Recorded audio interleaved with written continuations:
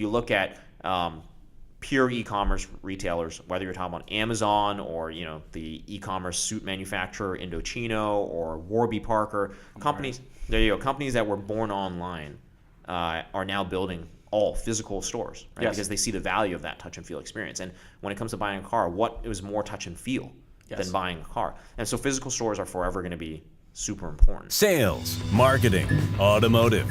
Jason Harris has done it all. This is the After Hours with Jason podcast. After Hours with Jason podcast is sponsored by DDS Beer Club. Beer specifically crafted for hardworking sales professionals. Find out more at ddsbeerclub.ca. Andrew, thank you so much for taking the time to meet with me. I really appreciate it. Really appreciate that. For everybody out there that don't know who Andrew Tai is, can you give us kind of that origin story that is Andrew Tai? For sure. Well, I appreciate the opportunity. Again, Andrew Tai, CEO and co-founder of Motoinsight, but always been in love with cars and technology ever since when I was a kid, and my Matchbox collection was my most prized possession. That's awesome. Maybe right up there next to my very first computer, an Intel 286, if you know what that is. I do know a 286. Exactly. So cars and technology have always been a passion of mine. But my road to the auto industry wasn't quite as direct, actually. So I did an undergrad business school and started working in finance at a bank with a suit and a tie, right? And that's really where I started my career and was doing fine there. But always knew I wanted to be entrepreneurial or do something entrepreneurial. And when I was in school or when I was just a kid, I would be always running all kinds of different side hustles, right? And so those were the funnest times that I had, doing entrepreneurial side hustles, if you will. And as I was still doing the suit and tie gig, my mind would always drift to hey, what crazy ideas do I have for businesses that I wanted to buy or start, or we looked at everything from golf courses to franchises. It wasn't even just technology. So where it started and what brought me to this role was really I was going through the process of buying a car. And that was kind of the collision between passion about cars, about technology, a guy that grew up on the internet, and wanting to be an entrepreneur. Kind of those all things collided and the light bulb moment happened. And when we started our business a little over 8 years ago, our company was called Unhaggle, which many of your dealers in the dealer community will probably recognize more readily than Motoinsight. Yeah, so we started the business 8 years ago with the vision of, hey, how can you use technology to make the car buying process easier, faster, more transparent, right? And the vision has always been the same even until today. We now go about it in different ways, and the products that we deliver and the client types that we work with are broader. But I'm just an entrepreneur at heart, really, that loves cars and technology. I've had the opportunity to speak with a lot of entrepreneurs, and it's funny, and we've talked about this in the past too, is that as entrepreneurs, there's a lot of similarities. You start we're talking real entrepreneurs. Sure. And I find from a very young age, we all had these side hustles, these little hustles, right? Yeah. I want to know what was Andrew? What were your hustles when you were a kid? What were you working on? Oh, all kinds of stuff. Even when I was in grade school. Yeah, I know. I think we all have them. I'm always curious. My parents would go to Costco, okay, and I'd have them buy snacks and drinks and whatnot, and I'd sell them out of my locker. Right, at an obvious markup. Literally what mine is too. At an obvious markup, right? Of course. This one's kind of it's small time loan sharking, if you will. Okay, Ooh, I didn't break any kneecaps or anything. Tony didn't work for you or anything hey, like that? if someone in my class, wanted to borrow $2 to go to the snack shop and buy something, right? I'll lend it to them. But it was your snack shop, right? You got to make money multiple ways, diversify, right? That's so cool. But they'd owe me, $250 the day after, right? Yeah. So those are just little examples of side hustles, from a young age. But it wasn't work; it was just fun. Yeah, right? It's real natural. Yeah, it's so funny you say that because I did the same thing. I grew up. I was in a private school with a lot of boarding students. Sure, they didn't have the opportunity to leave campus, so I found myself a very, very well-funded opportunity of an audience to make money, right? And I had, just like multiple lockers throughout the campus, and I kept multiple food. And same thing, my parents actually took me to Costco. Actually let me buy this stuff. Yeah, and then I'd pay off the security guard in the front to let me bring in KFC and pizza. Okay. And I'd sell pieces of chicken for $4 a piece when I buy Wow. the bucket for 10. Right? That's a good margin. It's like, That's a good margin margin, was yeah. great. It's right. But I find it. If you're an entrepreneur, Yeah. it's in you. It's just it from very young age. Yeah. And you grew up at a similar time that I did. That wasn't necessarily a word that was getting tossed around. You know, Entrepreneurship? Yeah. Oh, for sure. It was just we're hustlers. That's what we were. We were hustlers. You know, we hustled people. You know, so that's funny. Like that now is a term of endearment. It and is. entrepreneurship is something that I think people aspire to. I went to business school, and the careers coming out of business school, you went to banking, consulting, accounting, right? Like there were kind of really defined common career paths. You got one of those, and that was your ticket, right? And I had one of those, right? But what's funny, even when I talk to young grads now, like entrepreneurship is this now accepted category that people aspire to and they're excited about, right? It's what they want to post on their Instagram account as I'm an entrepreneur. Like I think you can see the same way I do. Is that it's crazy to see people actually call this like as a cool thing. And before it was a word that was used for outsiders. You're like, you're an entrepreneur. Yeah. All right, go sit in that group. Yeah. So that's cool. That's cool. I find it. Now I'm curious. Unhaggle was kind of built off of the transparency in the buying process. Yep. I want to know more about that car buying process because I'm going to assume there was a lack of transparency in it. Hence the reason where you saw the opportunity there. What was that car buying experience that kind of pushed you into saying this is the direction I want to go? I think it's the lack of transparency. Yeah. I think it's high friction, right? It's just generally just frustrating. Yeah. I mean, so what did you buy? So at the time it was a Lexus. Nice. It was growing up, I had all the different matchboxes and whatnot, and then I got into the die-cast model cars, right? So always loved cars, but I was going through the process of buying a car, right?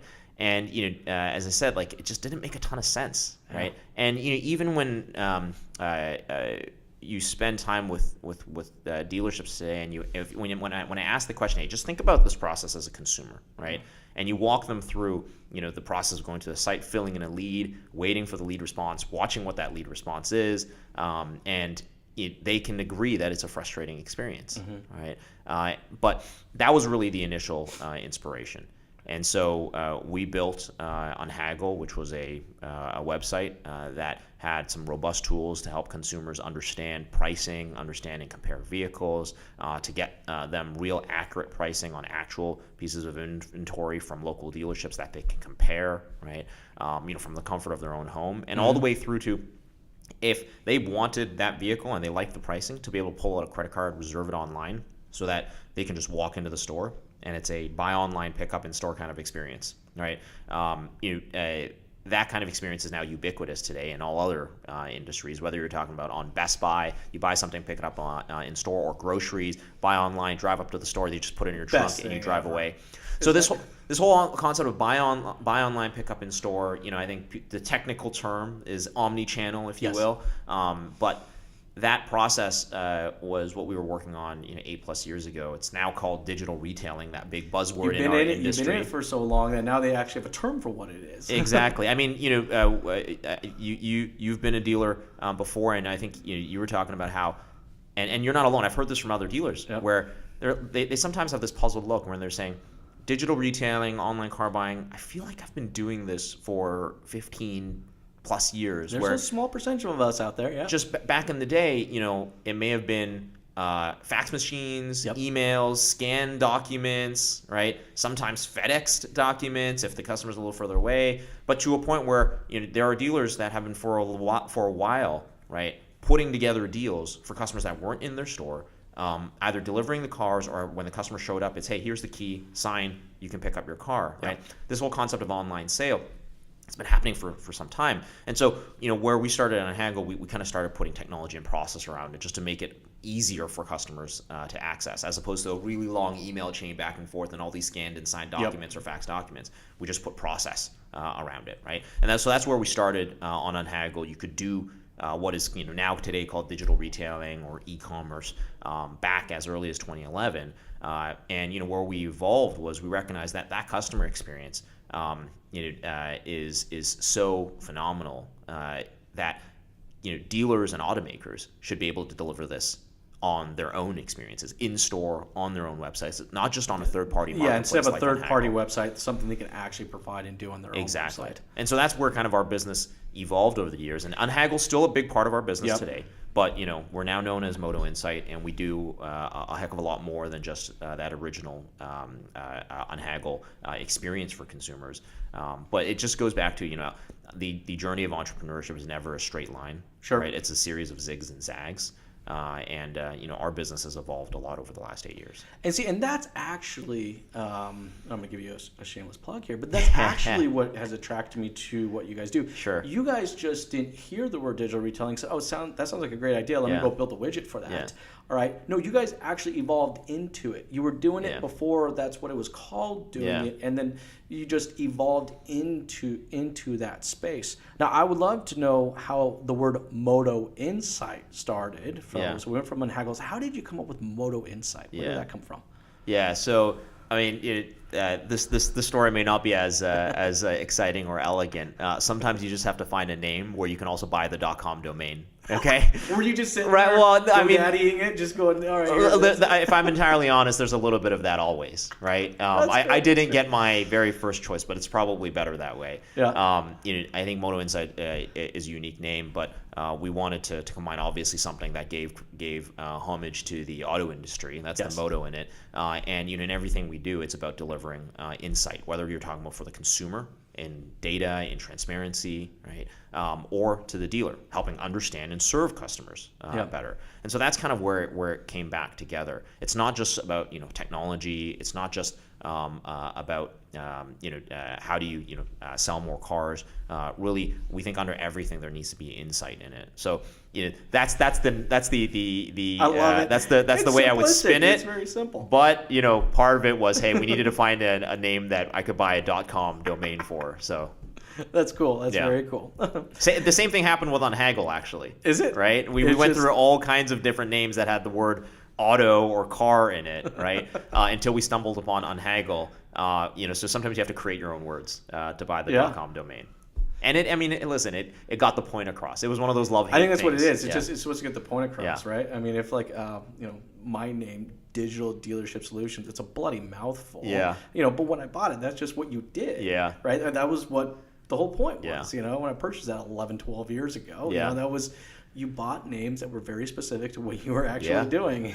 So now, digital retailing, I think you guys are, I've had the opportunity to get demoed many, many different products, but from the U.S. and Canada. And I've been impressed that where you guys are for being a Canadian company. And I know I say that, and some people give me a hard time for that, but I think there's some truth in that. When we think of Canadian automotive industry, I wouldn't always consider it as being the forefront of what the automotive experience or sales experience really should be.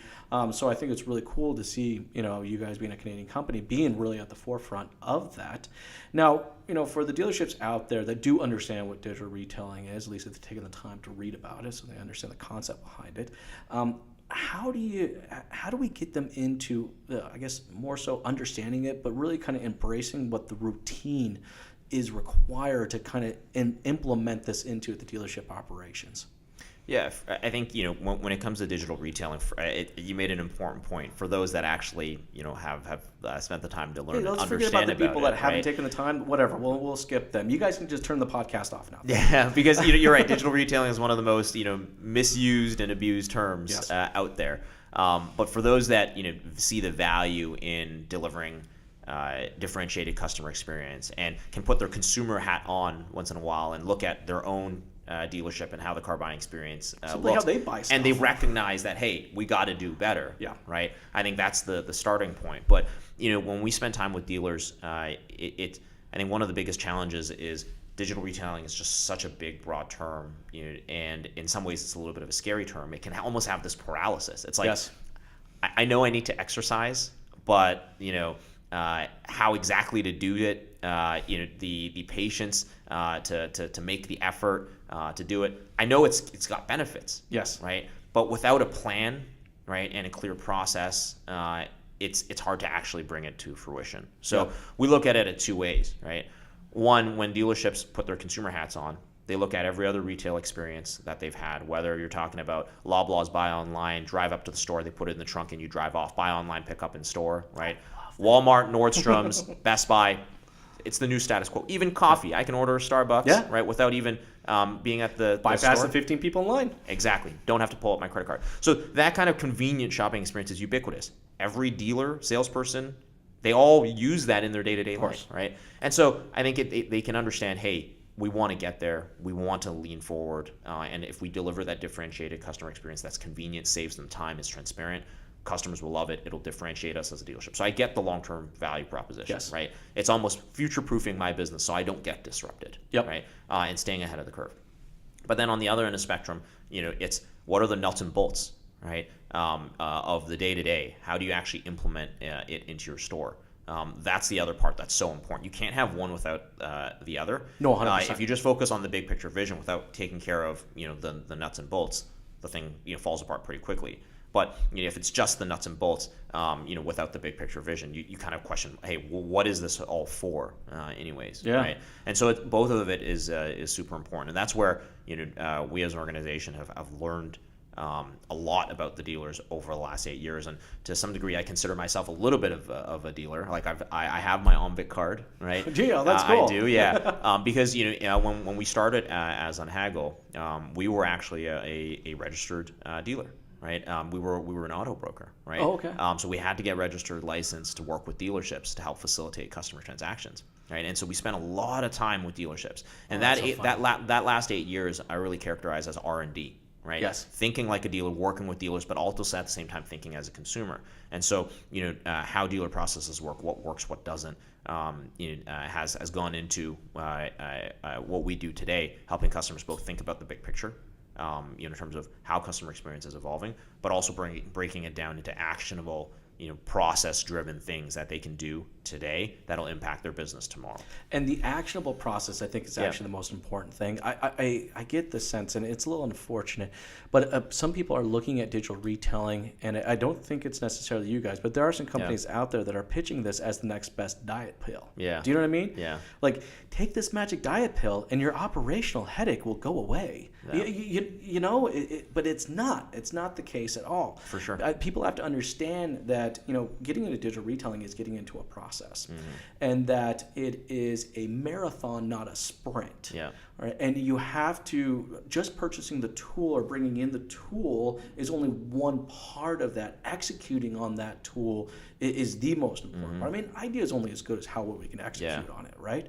And I think dealerships have grand ideas of how they see the sales process evolving and adapting, but then executing that process is just that's where I see it begin to fall off. Yeah. Do you guys see the same thing? For sure. Technology is only one half of the battle, right? If a dealer expects to buy, our technology or someone else's, install it, and it's going to magically start selling cars for them. Sure. Unfortunately, they're going to be sorely disappointed. But for those people that actually if they had that magic box, they would be selling it at a way, way higher price. Let me put it that way. Yeah, right? It's part people, part technology. And when I say people, I mean customers are still going to want to interact with the physical experience. I was at NADA and I did had the opportunity to do a speaker session at NADA. Yeah, you were with Brian and Michael, right? Yeah, and the whole the topic of the speaker session was really around how does the physical store interact with the digital world in this new kind of car buying experience, and why the physical store is so important. So it was about what the store looked like, what these processes look like. Exactly, right? And why it will still matter. And our position is that the physical store is not going away. It might change and evolve in format and process. The way it looks and everything, I think, will 100%. But the fact of having a physical store is so important, right? And physical store means people in the store, means the process, right? And you don't need to take my word for it, right? If you look at pure e-commerce retailers, whether you're talking about Amazon or the e-commerce suit manufacturer Indochino or Warby Parker, companies. There you go. Companies that were born online are now building all physical stores, right? Yes. Because they see the value of that touch and feel experience. And when it comes to buying a car, what is more touch and feel than buying a car? And so physical stores are forever going to be super important. Meaning, you're going to have people in those stores that are going to have to carry that process. And so I think those are examples of nuts and bolts things that dealers, aside from just buying into this big vision that we need to do something, it's like, how do we actually do it? Understanding that the physical store is just as important as the online store. How do you connect those two things? So I'll give you an example. Let's say I go 90% of the way through the purchase of a vehicle through your online storefront. Awesome that you have one, right? And hopefully you're using MotoCommerce technology, which makes it super simple. So I've gone 90% of the way through this transaction as a consumer online. And when I walk into the store, though, right, and I say, hey, you know what? I completed almost all of it. Actually, put a deposit down, completed my credit application, and booked an appointment. And you show up at the appointment, and the receptionist or the salesperson or the salespeople have no idea what you're talking about. Experience just falls. The whole thing falls apart. 100%. Right? And that's just an example of how do you merge the online and in-store? What are the processes that you need to put in place? So, I'd say when we talk to dealers, half of what we provide is technology. Yes. The other half is actually, working with the dealer to make the changes that are necessary, to coach, right? To help them see that bigger picture. And then that makes sense. You have to do that. You can't have one without the other, right? I see there's another advantage because I come from the marketing side, right? I see another advantage in digital retailing. I see it as a branding opportunity because especially where we are right now, right? Now, understand that we're a very unique automotive area. This is not a normal situation where we have 27 Nissan dealerships and a 45 minute drive of each other. That's very, very unique, right? So I'm always trying to help dealerships try to identify what makes them different. And what I continue to tell them is that your people and your process is what makes you different, right? We need to spend more time advertising and selling that story. Look, I understand I can buy a robe for $69 biweekly. Thank you. I understand that. Everybody's got that in the ad. Holy crap. As a consumer, I think I get that one, right? But I think where the opportunity lies in us future-proofing, like you said, future-proofing our business over the next 5 to 10 years is in our processes and our people. But the byproduct of creating those processes and those people is it supports a branding effort, and in addition to that, can create a culture. Have you seen this work yet? For sure. Okay, so cool. Let's talk about that. From a marketing standpoint, you kind of hit it on the nail. Everybody kind of says the same message. You look at 5 different ads from dealers. They all roughly look the same. $69 biweekly on this, or that. Nobody will beat my price. Oh my gosh. I would love someone to say we're number 2. You know that? I think I would actually be more interested in the brand that comes out and say we're not number 1. We're actually number 2. Come see us. So, but your point is, how do you cut through the noise? Yes, right? exactly. Because we're bombarded with ads, right? And how does a dealer deliver a differentiated message, right? So we've got we've seen a number of instances where dealers are seeing broad lift, overall lift in traffic, both website and in store, when they change their messaging and say, hey, we've got a different way to buy because we value your time, your convenience. We've got good deals as well, right? Sure. But that's no longer the primary message. This is a different way to buy. Right, shop the way you want, right, and so that's a message that cuts through. And what they're seeing is even customers that may not fully use the tool, that message is cutting through to them, and it's a store that they want to engage with, and so they're seeing that overall lift, right? And so we have this one store that we're working with. He's saying listen, I think your tool's cool, right? But actually, the real reason I'm doing this is I'm actually more interested in the differentiated message and the overall lift to my brand. The story. Exactly, the story, That's right? Awesome. And he also believes that it's ultimately going to translate into customers engaging with it and whatnot, and that's table stakes. But what he's really excited about is that overall story, right? Yep. Where when he puts a big billboard up, it's not just, hey, $69 biweekly, right? Exactly. It's, hey, here's a different way to buy. And I think customers crave and want that. Because if you think about it, there's so many stats about how, the car buying experience is painful for consumers. They rather go to the dentist than go to the car dealer. There's all these cliche jokes, right? And listen, Of course. I love car dealers. Many friends of mine, right? And so it also pains me sometimes when I hear those jokes. But the reality is, consumers are frustrated with the experience, and when you cut through it differently, right? That's where you see that overall brand lift. So we are both seeing it.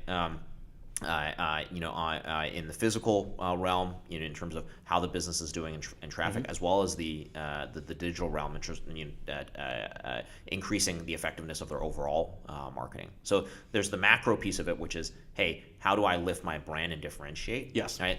And then I'll go to the other end of the spectrum, the micro piece of it. So let's say you're a dealer, you get, I don't know, I'm just gonna use round numbers here, 500 online leads a month. Right? Sure. You spend money, AdWords, Trader, Kijiji, Car Gurus, everything, right? You get all these leads every single month. And you know what? Typical conversion rate, maybe you convert at 10%. Yep. Okay? So what happened to the other 90%?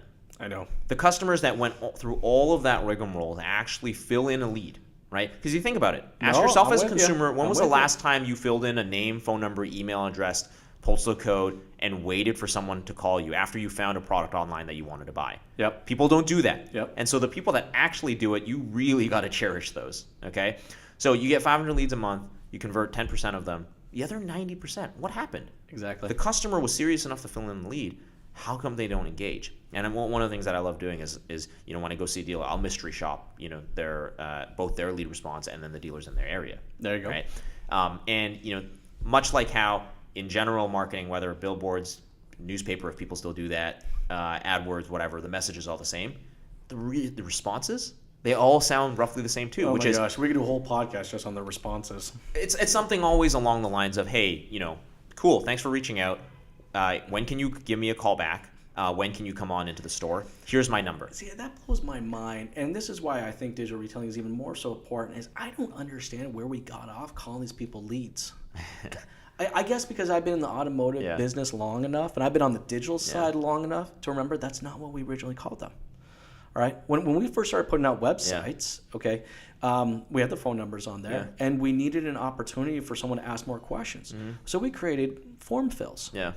They were forms. And at one point in time, we actually called them just contact forms. Yeah. That's all it was. I don't know, at one point in time, we decided by someone simply just kind of raising their hand and go, I have a question, how we immediately turn that into a lead. Yeah. And I always kind of tell people, I'm like, I put it into the scenario of kind of a dinner party, right? When someone tells you that you're interested in a car, do you just immediately ask for the appointment? Because that's what most of these responses are, right? Oh, that's great. I'm glad you're interested in purchasing a car. Can you come in on Tuesday? Exactly, yeah. But we need to have that conversation. Yeah. The cool thing I see with digital retailing, why I was always attracted to it, is because it kind of gave the opportunity for that customer to control the conversation and kind of give the conversation some direction up to a point where we can actually take over. The way you get higher conversions beyond that 10% to reach the other 90% of customers that are otherwise interested, they fill in the lead, but they just kind of go into, the never land, right? Yeah. The no man's land, is actually engaging those customers and allowing them to go deeper into the journey at their own pace, on their own time, in whatever way they're comfortable with, right? Yeah. And so, to that experience is a differentiator on the micro end of the spectrum, whereas the overall messaging of, hey, we value your time, you can buy differently, shop online with us, that's a differentiator on the macro end, right? And so when the way we boil it down for a dealer is, hey, listen, do you believe that if you respond differently than every other dealer in your local market that's all saying the same thing when a customer goes online, fills in a lead? Because customers cross shop online all the time. Yep. If everybody says the exact same thing, but you say something differently, 100%. Right? And it says, hey, Mr. Customer, cool, thanks for reaching out. Here's my number. Come in anytime. Happy to book an appointment. But if you want to kind of continue deeper into your purchase journey, we actually have the ability to serve you online, right? Yes. And you can complete everything from credit app trade-in, selection of F&I, accessories, configuration of payments, reserve the vehicle with a credit card deposit, all of that in a single, seamless, easy-to-use journey. Yeah. I'm here to help whenever you like, right? Do you believe you'll be getting better engagement than if you would just respond like everybody else, which is, hey, come on into the store, right? And so if you believe that, that's the tomorrow, next month way to move the needle in your business by using digital retailing, right? Whereas the whole future-proofing online selling thing is cool. It might take some time to really take hold, right? But when you break it down for a dealer where it's like, hey, how do we capture more of the 90% of customers that you aren't selling to but are filling in leads on your website? How do we engage those people better? Because they're clearly online inclined, right? They probably barely wanted to fill into the lead to begin with. Sure. Because it's kind of a silly experience filling in a lead. Well, because consumers are getting smarter now. Working with so many dealerships, getting access to so many different analytics, lead count has dropped. Yeah. And it just continues to drop, right? For the simple reason, I think consumers have gotten smarter, right? They don't see value in filling out that damn form anymore. But when you do give them value, that's where they're it like, changes. exactly. 100%. So what I think dealerships need to understand, well, a couple things. They need to stop asking what they made last month and start asking what they could have made last month. I think that's one question that has to be asked. The acceptance of mediocrity sometime in this industry we have to push ourselves harder, right? And in question of what happened to that other 90%. It really is. I mean, that, to me, as a business owner, that's the question I'd be asking. I'm glad you took care of the 10, but it's the 90 that I'm more concerned about. So I think we need to be asking our question, what do we do with those individuals, right?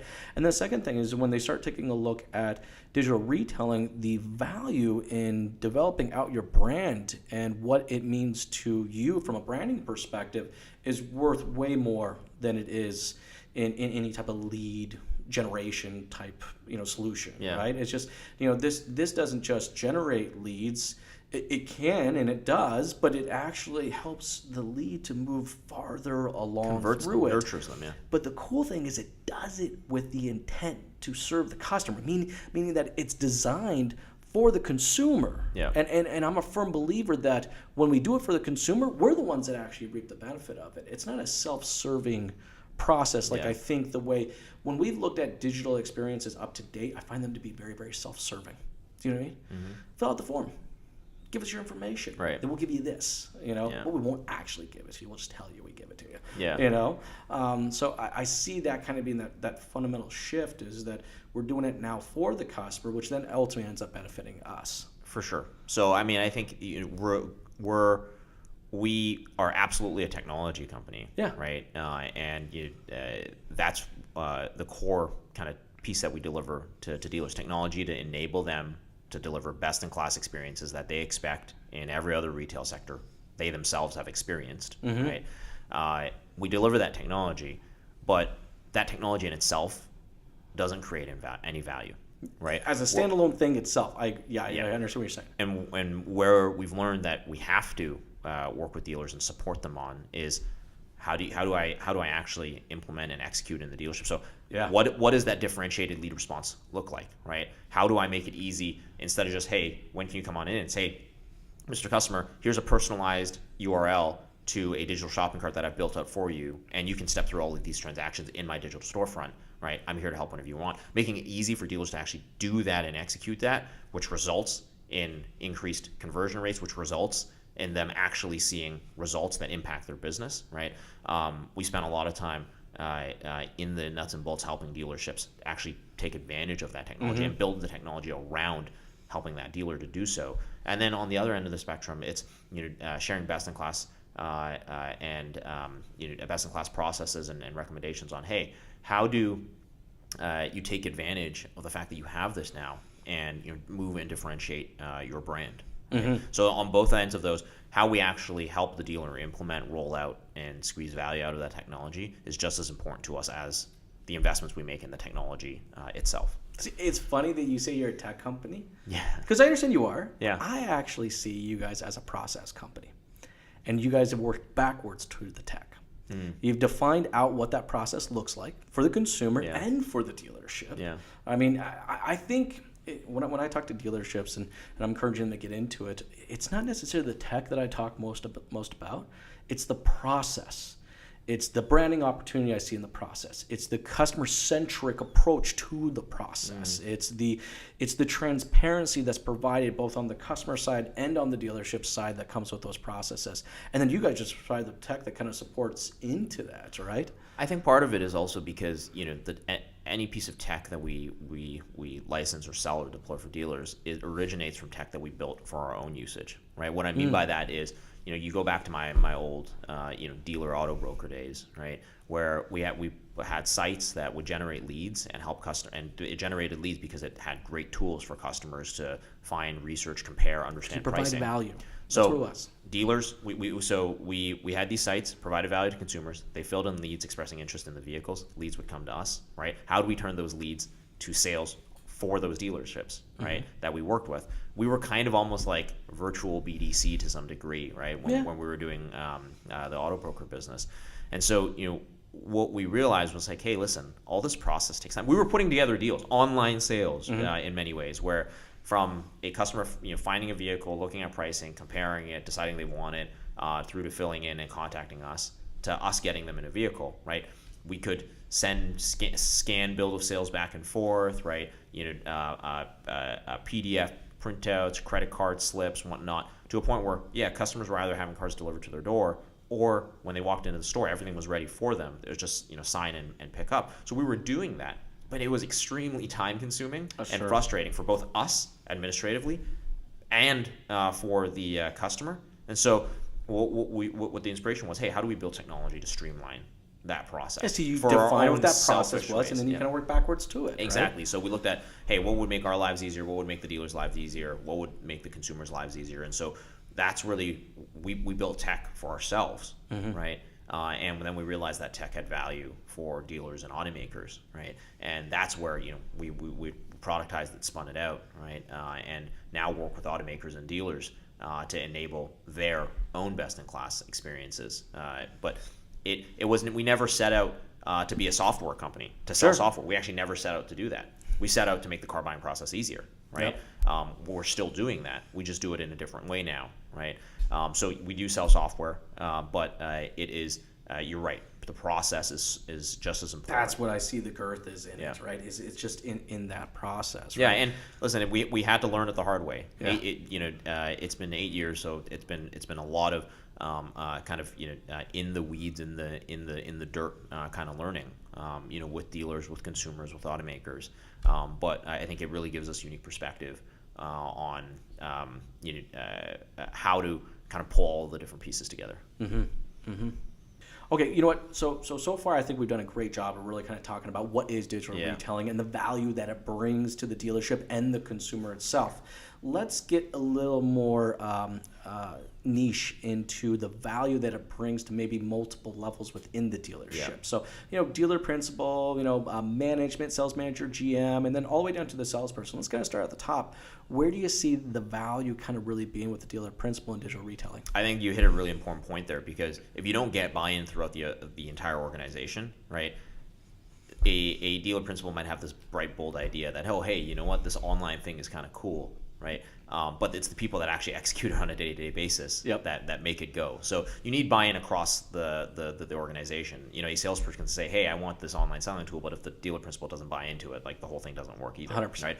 So when you think about kind of the different stakeholders, I think from a dealer principal standpoint, there's both a macro and a micro perspective. The macro perspective is, hey, how do I make sure I stay relevant as a business, and looking a little bit beyond the horizon, right? 2, 3, 4, 5 years out, what is the industry going to look like, and how do I make sure I continue to be on the leading edge, to continue to ensure that I'm ahead of my competition? So at a dealer principal level, you have to think macro, and I think that's probably the easier argument to win, because when they look at consumer experiences, it's already gone there. Automotive is a lag, right? So we need to go there. But dealer principals also need to make money, of course, right? And so how does this impact my business on a month-to-month basis? Still matters. It matters even more so for managers and individual salespeople. Yep. I think the opportunity that I would encourage managers as well as individual salespeople to look at is from a process saving time efficiency standpoint. Sure. Right? I'll give you an example. So let's say that customer that we talked about filled in a lead, right, and said, hey, I want a 48-month lease payment, 0 down, lowest kilometer allowance. Also give me a 60-month payment because I want to compare, the two. And so for the salesperson to respond to that lead, to get a manager to generate the pricing for that, attach it into a PDF or type it into an email to respond to that customer, that takes time, right? Or the follow-up that customers that the salespeople and managers have to do on customers that leave the store, right, to constantly call and say, hey, be backs, right, are you coming back, right, without having visibility into what that customer is doing, where they ended up. That's a huge time suck and an inefficiency. There's so much inefficient stuff happening inside the store, and so digital retailing is actually about, hey, how can we streamline that process? Give salespeople and sales managers tools to save time, but also at the same time engage customers better, right? So in those two instances, I'll give you specific examples, right? So instead of having to go through that whole rigmarole, type in into an email all this pricing or do a scan. There's a lot of repeat of information, 100%. Right? Yep.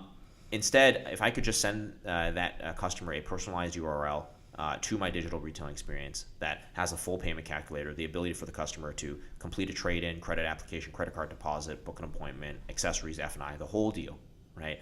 All from that personalized URL in a digital experience, where I don't have to, worry about every iteration, because every single time that customer wants to change term or adjust the down payment, instead of another email chain back and forth to answer There's that a customer, lot that has to go into that. Yeah. Right? I got to go back to my manager. I got to pull up information. I got to rebuild the deal. 100%. So giving the customer that dynamic experience is good for the customer. Also can save the salesperson and the manager a ton of time. Yep. Right.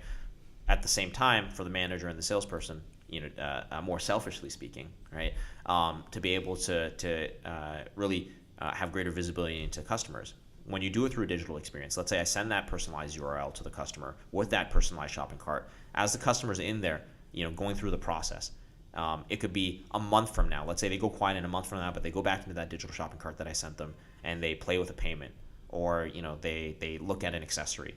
I, as a salesperson or a sales manager, know when they do that. Yeah, you can measure all that engagement. Far more precise in how I spend my time, who I follow up with. Right, so it's almost to some degree a little bit Big Brother, being able to see how that customer is going to engage. It gives the dealership the opportunity to better serve the customer because they know where they are. Right? That's the better way to put it. The whole concept of qualifying has to kind of evolve. Yes. Right. Look, when I first started selling cars, a person would come onto the lot, and I would spend 2 hours qualifying them to the type of truck that was actually appropriate, from the bed size, the engine sizes, the 2 different transmissions, the 4 different rear axle ratios. I have no idea why we had 4 different rear axle ratios, right? But I had to spend all this time in qualifying them. Now we actually get to see exactly where they are, where they've chosen to kind of stop in their sales process, and we can just get to pick that right back up. So now we get to qualify someone,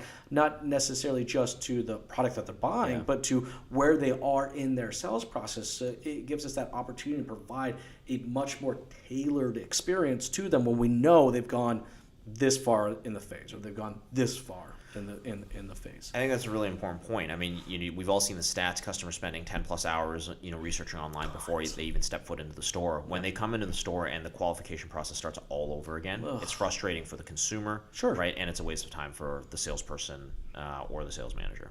And so the ability for the customer, everything that they've done online, if I've gone 70-80% of the way through the process already, including trade-in, credit application, credit card deposit, payments, whatnot, when I step foot into the store, if you can instead be able to pull up on a tablet or a desktop in a shared screen experience exactly right where I left off, not only do you deliver a moment of customer delight, right? At the same time, you're picking up way further down in the process. Meaning you don't have to waste all of that time as a salesperson, re-qualifying, rekeying, recapturing that customer information. So I think there's certainly an efficiency thing while delivering higher engagement. And then, it comes back down to both sales managers and salespeople, including dealer principals. They all want to be able to sell more, right? Of course. And then what I mean by that, it goes back to really the nuts and bolts approach. You've got 500 leads a month, 10% conversion. Where's that other 90%? How do we capture more of those, right? And using our technology, our process, we help dealers move that needle. And so if you're an individual salesperson, it's how do you save your time? How do you increase your conversion rates on the leads that you are responding to? Yep. Right. And ultimately deliver better customer satisfaction, which is kind of the full circle of it. Right. Yep. Same. A lot of the similar stuff applies to sales managers. I think the sales managers, sell more, increase time. Those things matter to them. But also from a sales manager's perspective, using digital tools that drive process, right, really helps keep salespeople on point. Right? Yes. Delivers consistency. Right.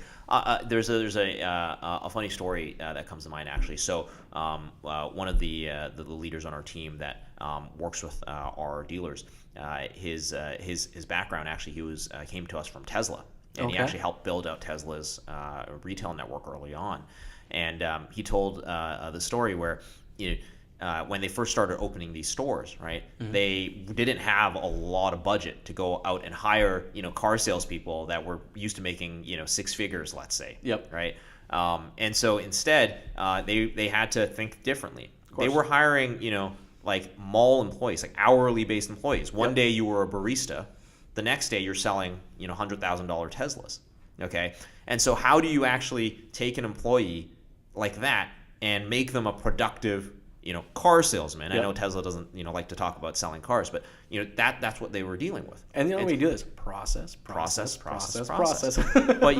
that's where technology comes into play so much, because whether you buy a Tesla online or you buy a Tesla in store, and now listen, there's a whole other discussion because they're changing the way they're curious to see stored, what's going to right? happen. Yep. But at the time, the point still stands that the process was still the same. Yes. Right. You can configure the vehicle on a kiosk or a tablet and go through the purchase steps. It's the exact same system with a sales rep right next to you, or you can do it at home. In the exact same system. Exactly. The exact same system. And I think that's what was really key. It was the exact same system. Exactly, and that's what we enable for dealerships. But from a sales manager perspective, having that process where you're almost kind of making it so that you can't screw it up if you just follow the steps. It actually makes the salesperson's job more efficient, keeps them on point, but it's actually a greater transparency and consistency for the customer. And then I'd say one other element from a sales manager standpoint is we struggle with turnover in our industry with salespeople, and to be able to get new salespeople up to speed fast to be effective, with process, technology that kind of puts parameters around it, and gives kind of clear process, is a huge help to that. So across dealer principal, sales manager, salespeople, there's a win in this for everybody while delivering a win for the customer. And so that's how we frame it for dealers to make sure that there's buy-in at every level. No, and you can really kind of see it, right? You can see the value. I mean, talk about from the bottom on up, the value in the salesperson and the amount of time that it saves. Yeah. But then the value to the customer and just the pure transparency of it. And it really gives the salesperson the opportunity to do their best job at providing experience, not necessarily having to focus on this archaic process that's not necessarily always relevant today, right? And then with the sales managers, it gives them more reporting, the ability to really kind of deep dive into their processes. They can continue to develop out their team and be better in some of those processes. Like a process is only as good as how well we can track its effectiveness or efficiency, right? Yeah. And unfortunately, a lot of times we just don't track it, right? Yeah. So whenever you have the opportunity to track that, you just get to better to do it. Yeah. And for the dealer principal, it's literally just in the ROI, but also, like you said, in the future proofing of your business. That dealer principal needs to be considering the branding element of what this process brings to their dealership. And if anything, I encourage all dealer principals that if you guys aren't getting on this, well, you will over the next 5 to 6 years. But if you do it now, you have an opportunity to brand it as something unique. I think that's part of the edge, and this edge won't always be a place. It won't. Just like tech, it will change, right? My belief is that over the next 5 years, we're going to see more change than in the last 15 years combined. 100%. Right. Today, less than 1% of dealers out there have adopted any real form of digital retailing, or adopted it well, at least. Okay. It's still in the early innings of it. I think if you look 5 years from now, right, I think it is going to be far more mainstream. I would venture to guess 5 years from now, when you think about the concept of true digital retailing, right, the ability for the customer to transact in store, online, seamlessly. If they want to complete the whole darn thing online, they can, right? But they can start online, start in store, complete any step of the process wherever they want at whatever time, right? That kind of true digital retailing. I believe today it's less than 1% of dealers that are offering it. I think in 5 years it's going to be 50+%, meaning that's where we would have hit a tipping point where if you didn't have it, you've been missing out all this time, and now you're just completely out of the game. Right. Same thing happened with digital advertising. We watched the exact same thing happen, right? We saw the early adopters get in, really take advantage of low cost of attention, all right? And the early adopters of digital retailing are going to see huge advantages in the story that those processes are able to tell. You're able to tell through those processes. You're right. I mean, look, in the next 10 years, if you haven't done it, you're just going to. Yeah, I mean, here's the thing. Yes, the market's just going to pull you there, or the opportunity, as you said, is if you're able to be an early mover here, you not only get the brand differentiation, because eventually being able to say, hey, you can buy online, it'll be like, what do you mean you can't? That's going to become like table stakes. Today, when you say it's something special, so dealerships should be taking advantage of it where they can, but also the other advantage that dealerships get is it takes time to learn how to do this. Sure. To adapt the process to learn how to do this. And so, if you start today, right, a year from now, when the store down the road, starts taking the steps to do what you've been doing, well, you're a year ahead of learning how to do this, of adapting processes, right? And so you will always have this edge that you can continue to build on. Mm-hmm. That's where I go back to the beginning of our conversation, which is I rarely find a dealer that will fundamentally disagree with where the industry is heading in terms of consumer experience and the ability to transact seamlessly between in-store and online and all of that stuff, right? I rarely find a dealer that will dispute that that's where it's going. I think we can debate about how long it's going to take and whatnot, but rarely find a dealer that's going to dispute that it's going there. Mm-hmm. It's harder to get a dealer to say, hey, you know what? I agree that it's going there, and I'm going to start doing something about it now. But the really smart dealers, the ones that are progressive, forward-thinking, and want to be on the edge and take advantage of the situation, are the ones that are moving now, right? And they're going to get the biggest wins. Oh, the 100%. Biggest gains. They're going to see the biggest value in it. Andrew, it's funny. I actually remember at one point in time in newspaper ads advertising that you can visit us online. That was the point of the ad. The newspaper ad, we ran it with the intention of, hey, guess what? You can now visit us online at www. Digital is not any different, right? At one point in time, right, we had to sell dealerships on the concept that they needed a website. Now, can you imagine running a dealership or opening a dealership without one? The concept of what you're doing today with digital retailing, it's exactly the same. And we're going to get to that point where it's everybody. Yeah, one of our big dealer group customers up in Ottawa, they actually have this big billboard, series of billboards actually, but the billboard that talks about how you can buy online now, right? And I think it's the same thing. 5 years from now, when we look at that billboard, we'll be like, what are you talking about, right? Like it will become commonplace and status quo. But right now, when that people see that billboard, it's like, oh, that's actually a differentiator. That's not just saying it's $69 a week, right? It's something that actually engages consumers in a different way. So we can talk 5 years from now, and I'll pull that picture. We should totally just do that. And once we pull up this podcast, that'll be fun. Well, Andrew, I think it's a great place for us to stop there. And thank you so much for your time. I'm so excited to see what you guys are doing and watch you guys continue to do what you guys are doing and evolve with the solutions and technology that you guys provide. Hey, for the people out there that don't know how to connect with you, where can they best connect with you or find out more about Motoinsight? Gotcha. Yeah, no, appreciate that. Motoinsight.com is the easiest way to learn all about us, right? Cool. Or if you're on LinkedIn like Jason is and following Jason, you can find us on LinkedIn as well. Again, I'm on LinkedIn, Andrew Ty. My content ain't quite as good as Jason's, but I do post some insights on there occasionally as well. But we'd love to hear from you. You go to motoinsight.com. You can book a demo, reach out to us. have a conversation about digital retailing. And you will see me at a upcoming Game Changers session as well. That's right. Certainly come out to Game Changers. I look forward to sharing some insights there. I thank you. I appreciate that plug. Yeah. No, but it's very true. If you guys have really appreciated listening to Andrew and learning more about digital retailing, you guys have an opportunity. I'm going to look at this camera over here now. You guys now have an opportunity to sign up. Andrew will be speaking at the April 12th Game Changer session. You can check us out at gamechangerseminar.ca. Thanks, man. That was really good. Awesome. Appreciate it. Really appreciate your time, man. Thank you.